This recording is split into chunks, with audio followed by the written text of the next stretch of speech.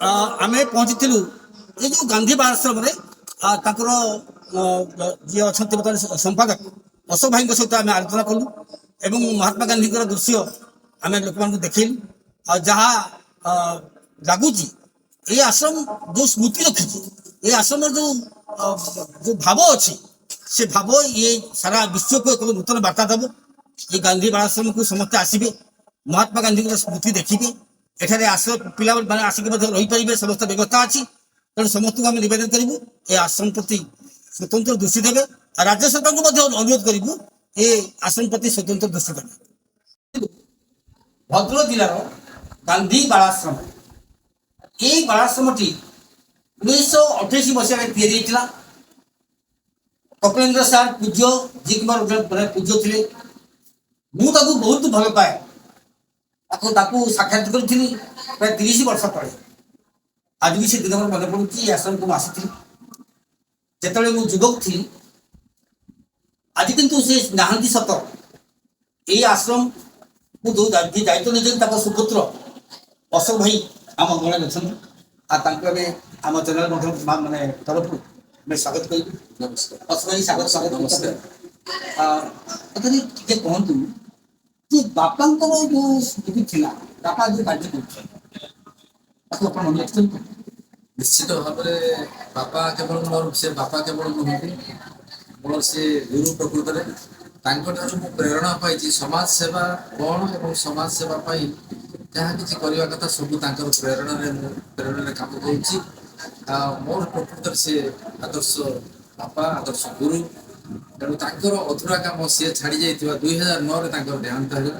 आप समस्ते जानते से होती जन स्वाधीनता संग्रामी शिशु कल्याण क्षेत्र में उल्लेखनीय कार्य से 1993 मसीह से राष्ट्रपति पुरस्कार पाई देहांत पर गांधी बालाश्रम दायित्व मो पड़ा बर्तमान संपादक भाव में कार्य करुच्ची बापा जो निष्ठा जो नीति जो आदर्श से गुड़िक सब गुड़ाक आगे पालन करने पड़े प्रथम आश्रम परिचालना करने कथा बड़ कथा नुहे जो निष्ठा नीति नियम देश प्रेम से गुड़ी सब भल भाव में पालन करवा प्रकृत बापा पुओ बोली परिचय। अशोक बाबू खूब सुंदर कथा कहले धन्यवाद देवी आपको। अशोक जहाँ शुणुले जहाँ आम तो देखी ना किंतु महात्मा गांधी एठी दिल्ली होते निजे और स्मृति ये अच्छी जो मैंने बाहर जो पर्यटक मैंने आसती कौन आप स्मृति संपर्क गांधी ओडिशा बालाश्रम आम 1928 मसीह महात्मा गांधी पट शिष्य जीवराम कल्याण जी कोठारी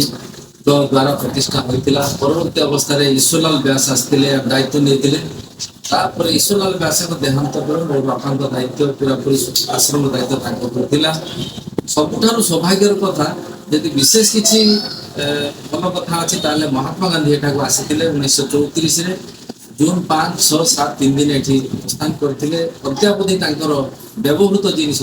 फटो अच्छी बिछना अच्छी चरखा अच्छी सेगुड़ी को आम अति निष्ठार सहित आम साइती रखीचु। गत 2 वर्ष तले ओडिशा सरकार गांधीजी व्यवहृत जिनस को साइती रखापी जो गांधीजी जा सब अवस्थान करते से सब अवस्थान जगार श्रीवृद्धि करने से 2,88,00,000 टंका मंजूर करते ओडिशा सरकार को धन्यवाद दवा निश्चित दरकार से कार्यगुड़िक बर्तमान चली भितर गांधीजी जो रमणी घर से गोटे म्यूजियम भली हम तापर गोटे लाइब्रेरी हम और ऑडिटोरियम हम आउ किसी कार्यक्रम सब कर अधा रही अधूरा सरी ना जहाँ निश्चित भाव में बहुत भल कथा जो मैंने परिदर्शक मैंने आसती प्रकृत में से स्मृति को देखी से उज्जीवित होती से अति खुशी आनंद उपलब्धि करती जहाँ से जिनस गुड़ अद्यावधि रखा तेणु निश्चित भाव में जिते प्रकार बेले बेले देश विदेश आसती बाहर देश आसती खूब खुशी जाती बड़ जिन तो आप सुंदर कथा कहले अशोक बाबू मत लगुच आप जो सिस्टम कहते राज्य सरकार अर्थदान कर स्वागत योग्य कथा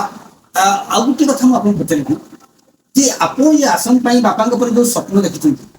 आस्ते आस्ते पूर्ण होगा लगी ना कि स्वप्न सब आम बापा ସେ ସ୍ୱପ୍ନ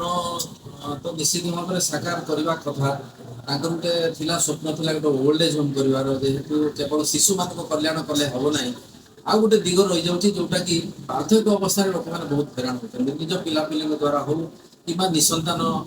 ବୟସ୍କ ବ୍ୟକ୍ତିମାନେ ହୁଅନ୍ତୁ ବହୁତ ଅସୁବିଧାର ଭୋଗ କରୁଛନ୍ତି। ତାଙ୍କର ଗୋଟେ ସ୍ୱପ୍ନ ଥିଲା ଗୋଟେ ଓଲ୍ଡ ଏଜ୍ ହୋମ୍ କରିବା। ଏଇ ଗାନ୍ଧୀ ଓଡ଼ିଶା ବାଳ ଆଶ୍ରମରେ ନ ହେଇପାରିଥିଲେ ମଧ୍ୟ କୌଣସି କାରଣରୁ ଆମେ ବର୍ତ୍ତମାନ ଆମ ମାଙ୍କ ନାଁରେ ଗୋଟେ ଛେନାପତିରେ ବିଷ୍ଣୁପ୍ରିୟା ବାଳ ଆଶ୍ରମ କରିଛୁ। ସେଠାରେ ବର୍ତ୍ତମାନ 80 ଜଣ ପିଲା ରହୁଛନ୍ତି ଏବଂ ଗୋଟେ ଓଲ୍ଡ ଏଜ୍ ହୋମ୍ ସେଠି କରାଯାଇଛି ଏବଂ ଆଗାମୀ ଦିନରେ ଗାନ୍ଧୀ ଓଡ଼ିଶା ବାଳ ଆଶ୍ରମରେ ଏକ ଜରା ନିବାସ କରିବାର ସ୍ୱପ୍ନ ଅଛି। ଧନ୍ୟବାଦ। ଅଶୋକ ବାବୁଙ୍କର ସ୍ୱପ୍ନକୁ ଜାଣିଲେ ଆମେ ବର୍ତ୍ତମାନ ଯିବା ସେଇ ଜାଗାକୁ ଯୋଉ ଜାଗାରେ ଗାନ୍ଧୀ ରହୁଥିଲେ, ଗାନ୍ଧୀ ବାସ କରୁଥିଲେ, ଗାନ୍ଧୀ ଆସି ବିଶ୍ରାମ ନେଇଥିଲେ, ତାଙ୍କର ଯେଉଁ ସ୍ମୃତି ସବୁ ଅଛି ତାକୁ ଦେଖିବା ଏବଂ ଏଇ ଆଶ୍ରମର ପ୍ରକୃତ ଚିତ୍ର କ'ଣ ତାକୁ ମଧ୍ୟ ଆମେ ଦେଖିବା। ଆମେ ବର୍ତ୍ତମାନ ଯିବା ସେଇ ଜାଗା। ସହ ଅଞ୍ଜନ ଦାସଙ୍କ ରିପୋର୍ଟ ନ୍ୟୁଜ୍ ଓଡ଼ିଆ।